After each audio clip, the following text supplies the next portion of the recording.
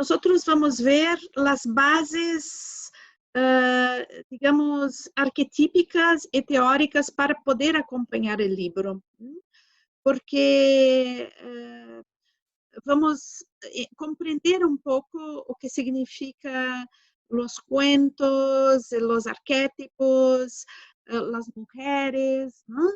Ver cómo vamos seguir después de los contos. Entonces, no es, hoy no voy a contar ninguna historia. Sería, digamos, relativo a la introducción del libro.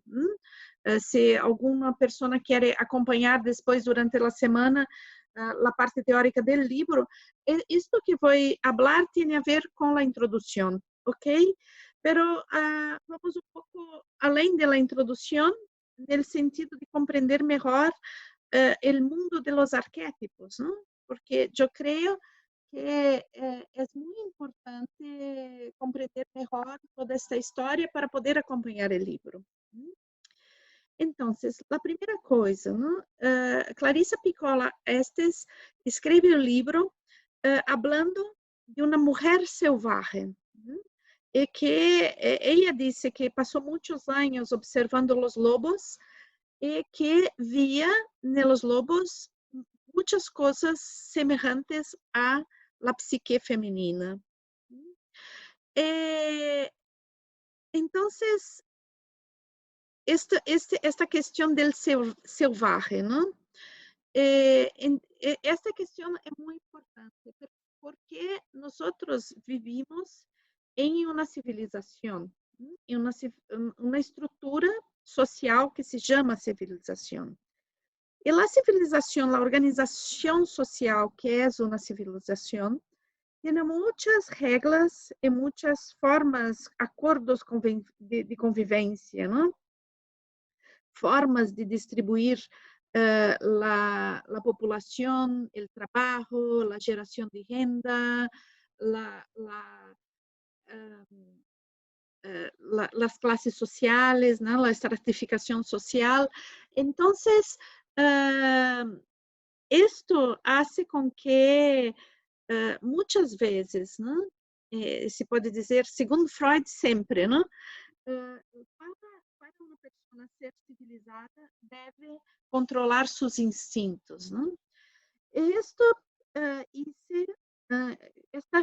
questão dos instintos, muitas vezes nós civilizados miramos os instintos como uma coisa terrível, uma coisa que pode fazer mal. Então, quando uma pessoa está muito agressiva, ou é um assassino, um serial killer, ou um compulsivo, nós dizemos que a pessoa é muito instintiva. Em realidade, esta pessoa não é muito instintiva. Esta pessoa está muito lejos de los instintos, ¿no? Porque o princípio do instinto é justo la autorregulação. Então, quando uma pessoa é muito instintiva, tem a capacidade de ouvir as necessidades de seu corpo, as suas necessidades mais profundas e ir buscar isto. Tem a proatividade de ir buscar, primeiro de perceber-se e depois de ir buscar aquilo que necessita. Acá não estou falando de coisas superficiais, não? Eu necessito comprar um coche último modelo, não é isso, não? Eu necessito comer, eu necessito dormir, eu necessito mover-me, eu necessito relacionar-me, ok?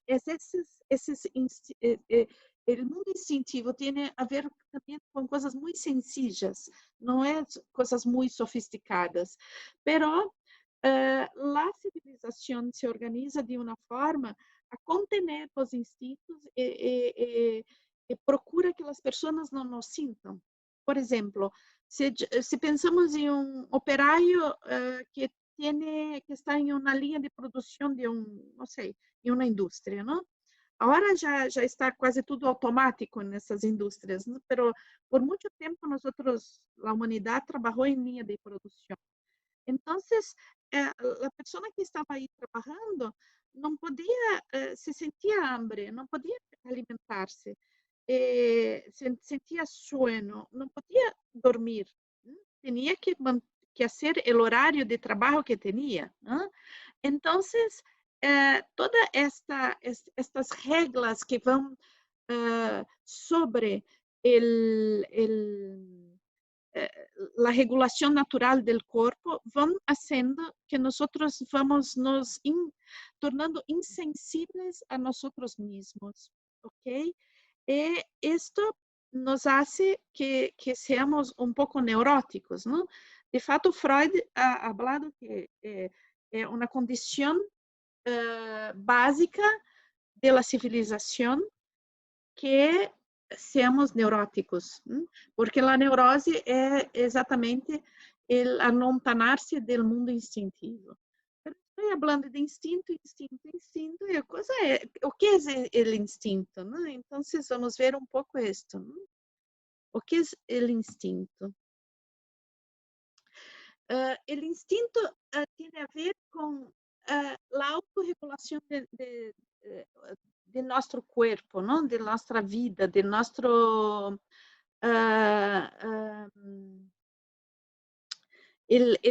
a manutenção de nossa vida. Então, por exemplo, se eu tenho hambre, instintivamente eu vou buscar alimento. E quando eu estou satisfeito, eu paro de comer. Esta é uma conduta instintiva. Uma pessoa que come muito, mais do que necessita, está pouco lejos de los instintos. Então, eu necessito de carinho. Eu vou cercar este carinho, ok? Pero o instinto está em ressonância com o outro não é um objeto, ok? Então, toda a sensibilidade de buscar e sentir e saber como se aproximar tem a ver com os instintos. Os instintos são autorreguláveis, né? Quando estão saciados, nós não buscamos mais. Então, tudo que tem a ver com comportamento compulsivo tem a ver com a ausência de instinto, com um afastamento dos instintos. Bem, o instinto feminino, o princípio feminino. Bem, acá vamos ver assim o início, não? Podemos ver dentro da mitologia, não? O instinto feminino desde o início. Podemos pensar que a natureza, vista por los hombres e mulheres que viviam aí no Paleolítico, não? Esta natureza era vista como uma divindade e muito ligada ao feminino, a los princípios femininos. Então, se pode dizer que a natureza, a religião nasce, Deus nasce não como um Deus masculino, pero nasce uma dea, ok? Então, uma vez eu hice vídeo falando que a origem de Deus não era Deus, era uma dea, não? Muitas pessoas se enojaram muito comigo, porque disseram que, em realidade, Deus não tem sexo. Deus é homem e mulher ao mesmo tempo. Pero a representação, não. A representação que temos deste Deus católico, Deus islâmico, Deus judaico-cristão, é Deus, a representação é masculina. Mesmo que a energia da divindade não tenha sexo, a representação tem. Então, as primeiras representações são como esta Vênus, não? É uma Vênus paleolítica, ok? Eu já la vi, esta Vênus, Es muy chiquitita, se puede tomar por la mano, está dentro de la palma de la mano.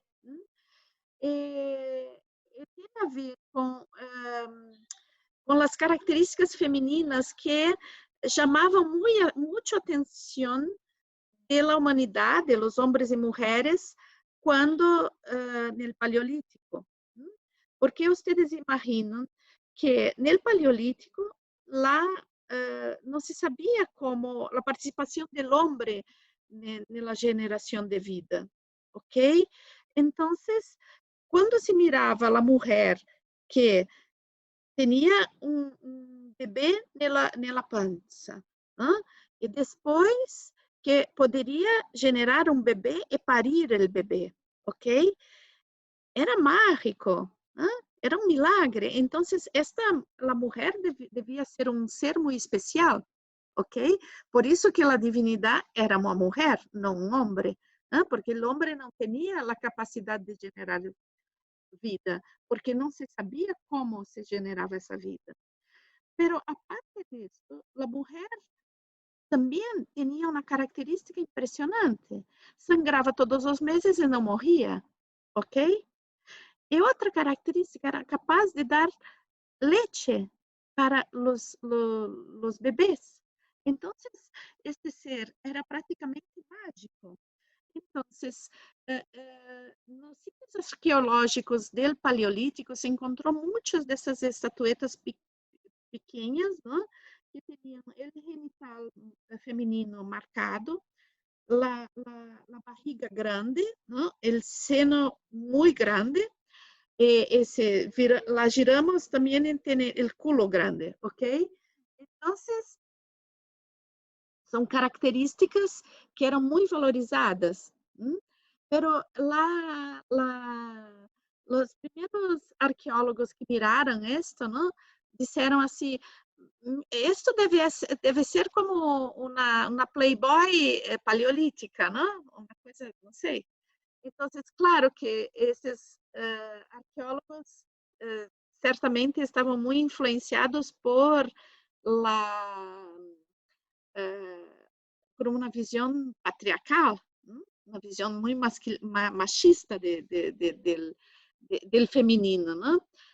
Então, mais ou menos nos anos 50, 60, uma arqueóloga chamada Marija Gimbutas deu uma outra interpretação, porque havia uma quantidade tão grande dessas estatuetas, e sempre chiquititas, que foi ela que por a primeira vez disse que era uma dea.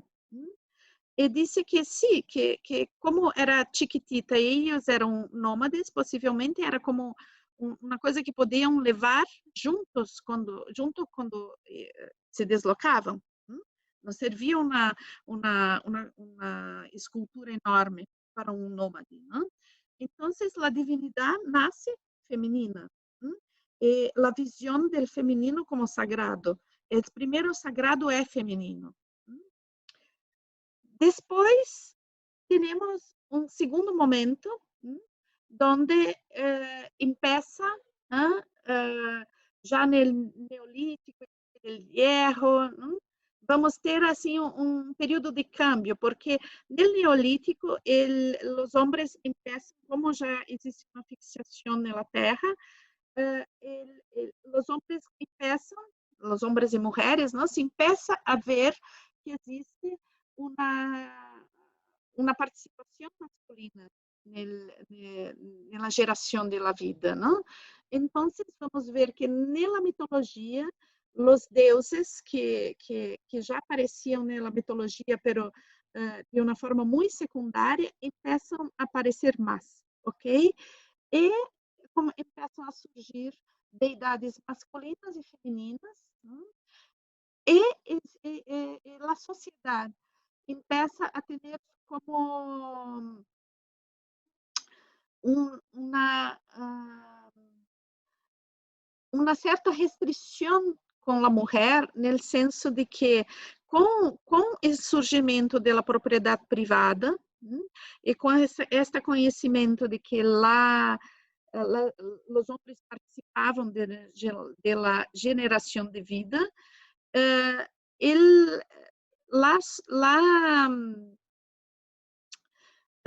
la mitologia empieza a ter esta participação de deuses cada vez mais forte, e também empieza socialmente a haver domínio principalmente da sexualidade feminina, não?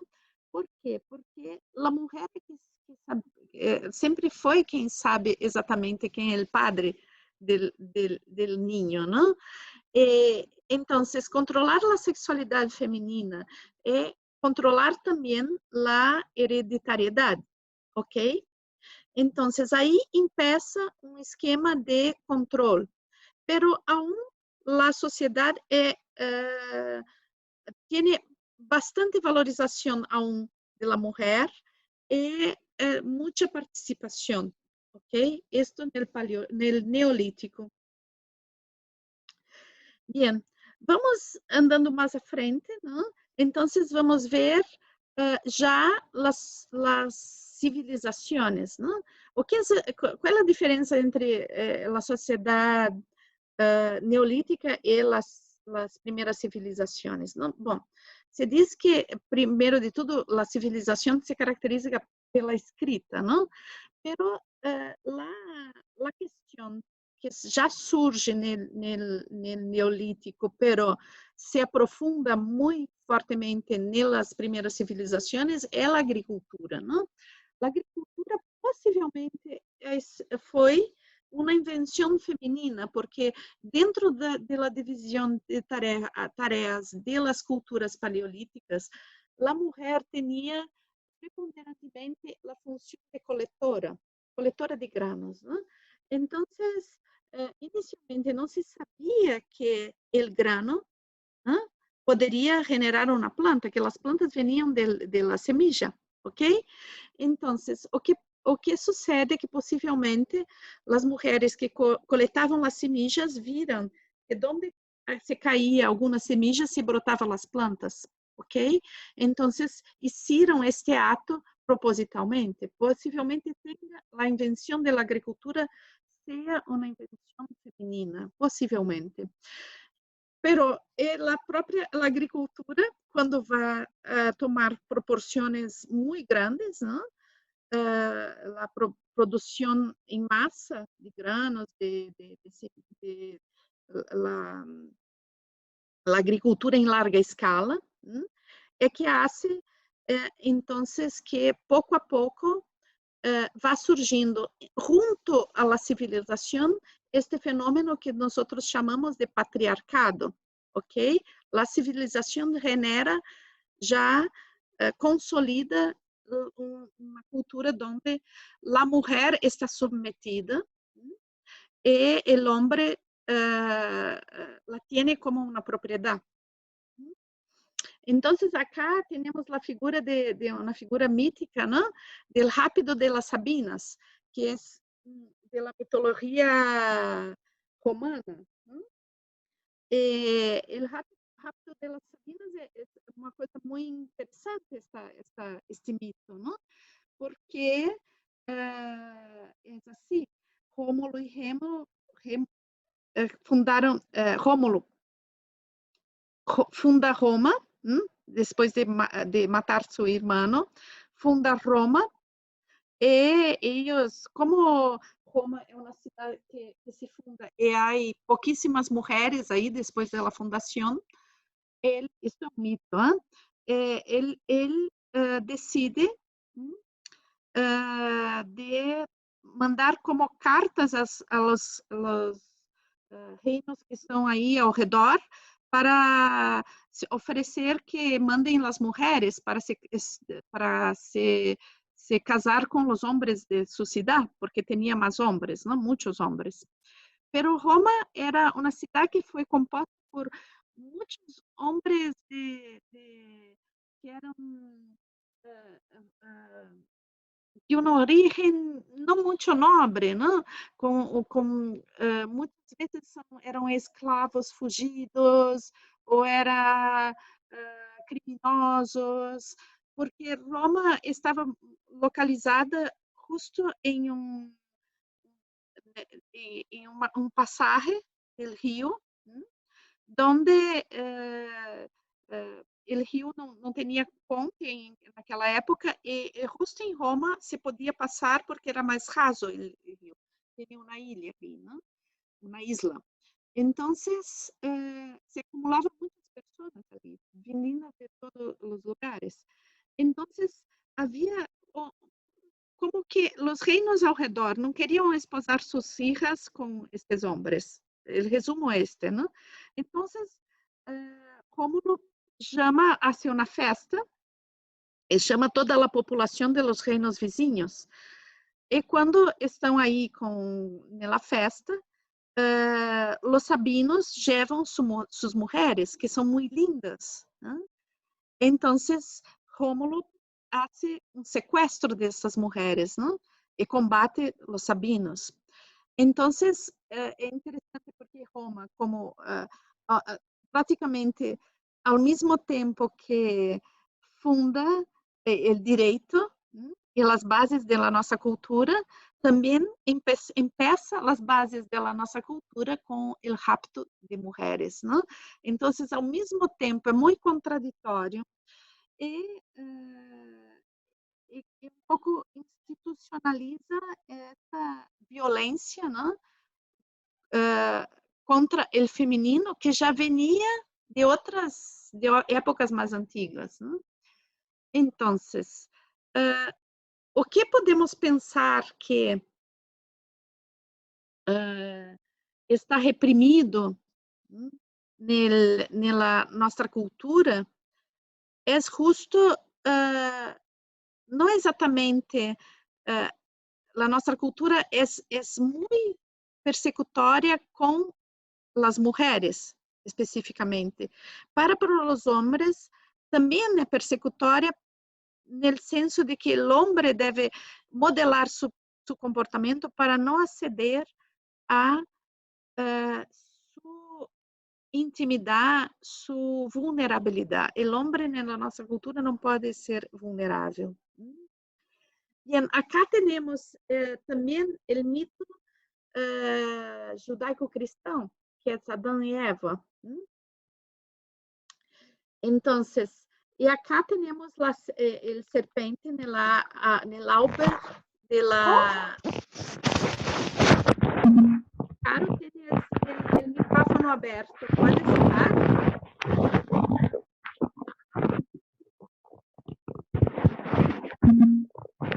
Olá.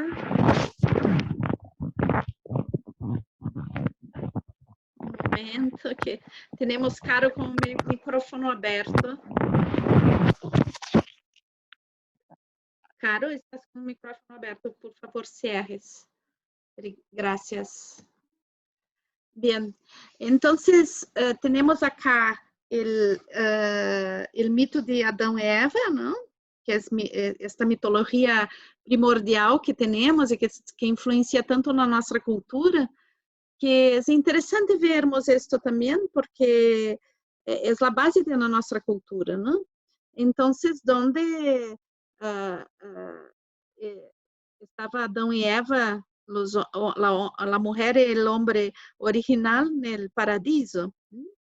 E Deus, que é tão bondoso, não? Diz assim: mira, que vocês podem comer de todas as árvores, mesmo desta, ¿eh? Que é a árvore do conhecimento, do bem e do mal. E vocês sabem que quando se proíbe algo, para um ser curioso, é quase como dizer, vá ali, não? Então, Eva um dia está passeando aí, né, abaixo deste árvore e tem maçãs, né? Maçãs é o árvore. É interessante porque a manzana é fruto que é ligado a Afrodite, né? Então, interessante ver essas coisas. É um fruto ligado a Afrodite. E se tu talhas a manzana de uma forma, tu fez ele genital feminino. E de outra forma, tu vês uma estrela, que também é um símbolo de aldeia. Então, é interessante ver que esta árvore tem esta simbologia, ¿no? Bien, entonces Eva provoca, ¿no? Teoricamente, Adão para que também compartilhe do fruto, porque há um serpente no árvore que provoca Eva e diz, como tu vai obedecer este Deus, não? Prova, ok? Não vai te suceder nada. Então, depois de comer este fruto, como Deus é muito misericordioso, la expulsa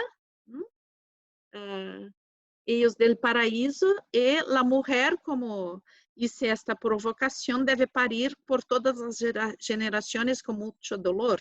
Então, o mito cristiano, o mito judaico-cristiano, tiene como base uma coisa que é muito que vai gerar uma culpa, primeiro uma culpa e depois uma culpa especial para as mulheres, não? Pero vamos ver aqui nesta representação que o serpiente é uma mulher, não? É interessante porque diz, conta o mito, que antes de Eva tinha outra mulher, que Deus não criou a primeira mulher de la costilla del hombre, criou os dois juntos. Pero esta primeira mulher, que se chamava Lilith, era muito rebelde. Quando Adão e Eva, Adão e Lilith faziam amor, Lilith queria umas posições diferentes, não queria estar sempre abaixo de Adão. E lo provocava. E Adão, por outro, estava tão fascinado por esta mulher que já não cuidava mais muito do paraíso.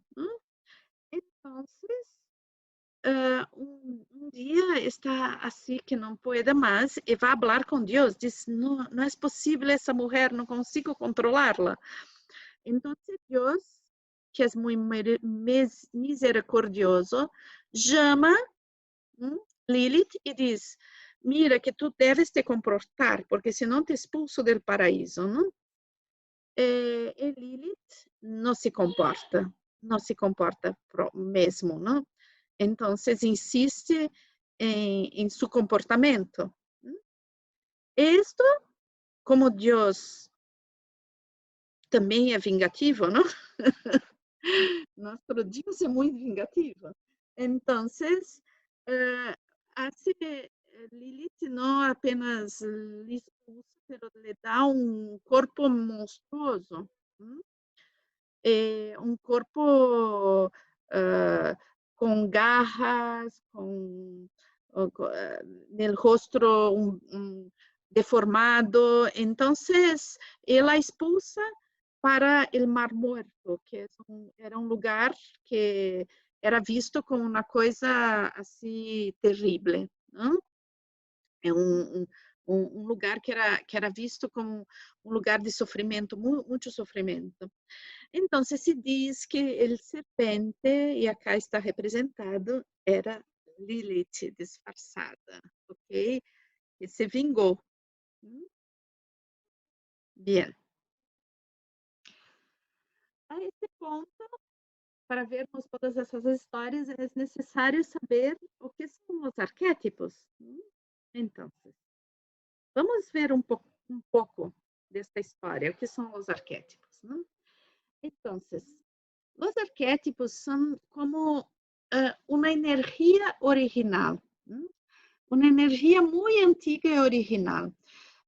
Eu creio, esta é um pouco uma reflexão que eu hago e trabalho com os facilitadores a este respeito, que o arquétipo é uma energia de uma vivência, que vem de uma vivência muito impactante para a humanidade.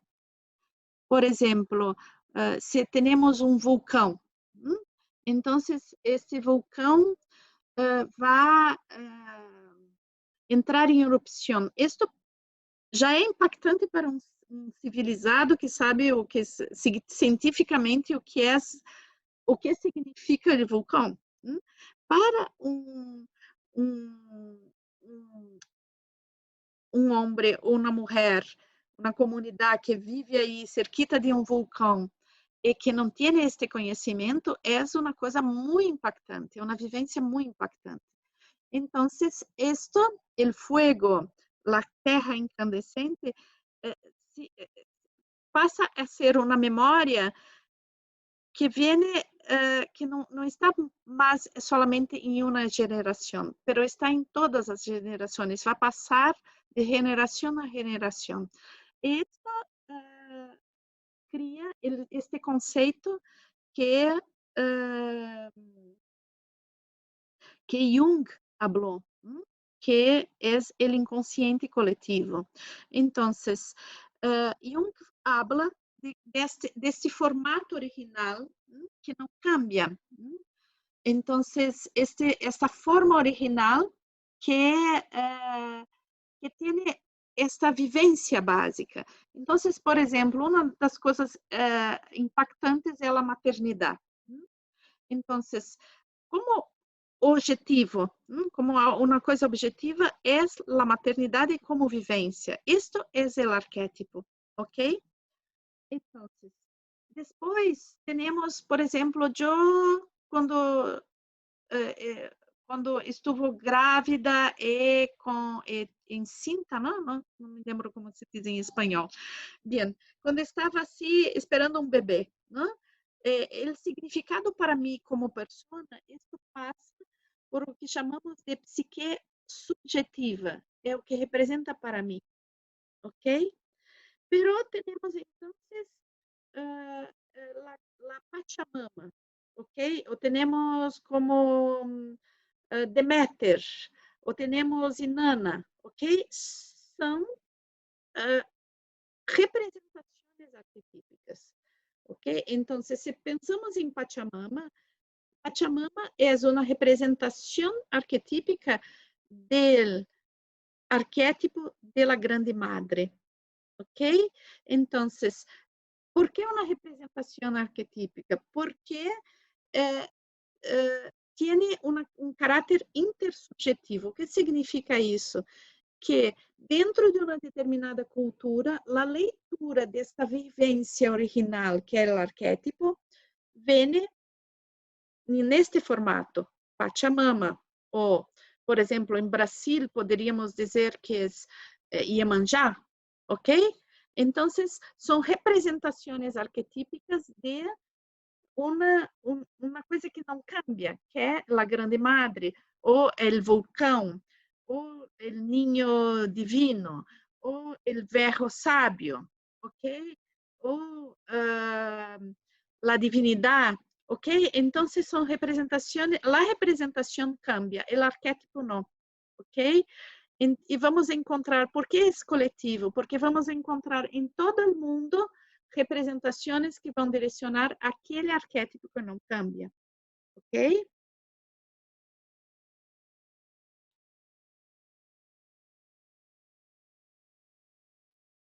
Bien, então vamos ver agora este arquétipo da mulher selvagem. O que significa esse arquétipo? Não? O que resgatamos com o arquétipo da mulher selvagem?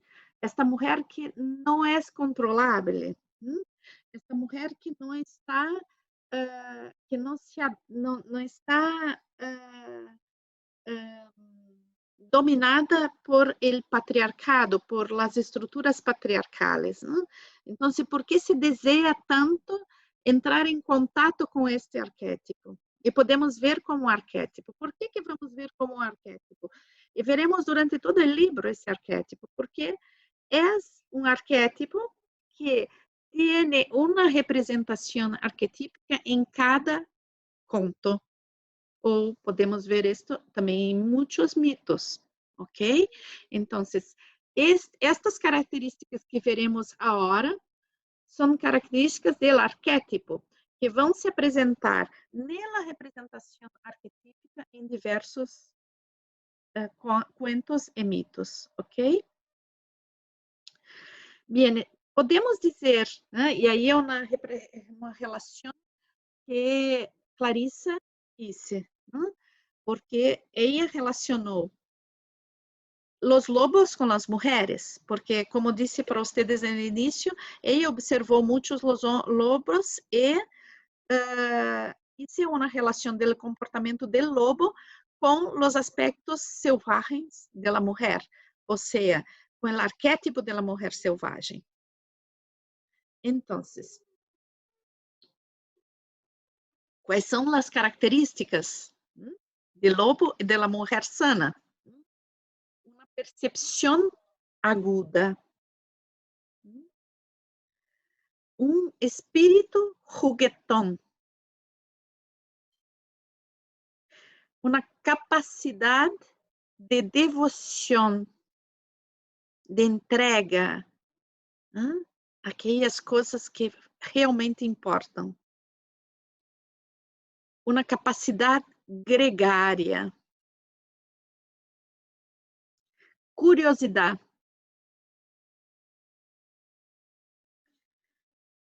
resistência e força,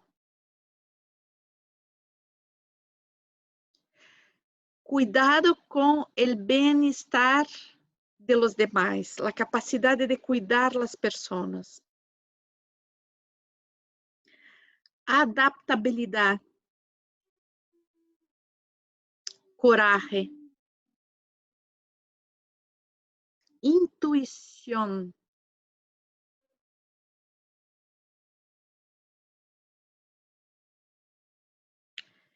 então, dentro da expressão do arquétipo, a expressão do arquétipo vai trazer